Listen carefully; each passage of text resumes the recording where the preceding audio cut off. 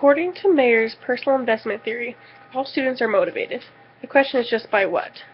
There is intrinsic motivation, which is doing something for just the sake of doing it, because you enjoy it. And then there's extrinsic motivation, which is where there's an external reason for doing something, like a reward or things like a job, so you have a need for it.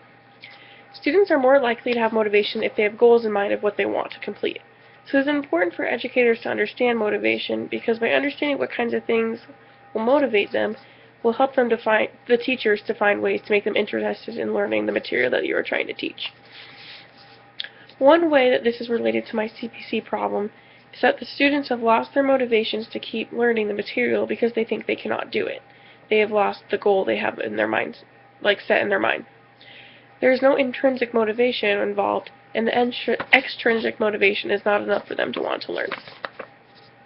Ways to up students' motivation would be able to help them figure out what their goals are for the class, such as what their achievement goals are, and if there's any extrinsic reward goals that they have in mind that might be able to help them. And so from there, then the teacher can come up with a way to help them to become more motivated. Things like this would be like if you practice working on these problems every day and actually try, then they can get some sort of treat by the end of the week. Or by having them take practice quizzes and whatnot in exchange for extra recess time.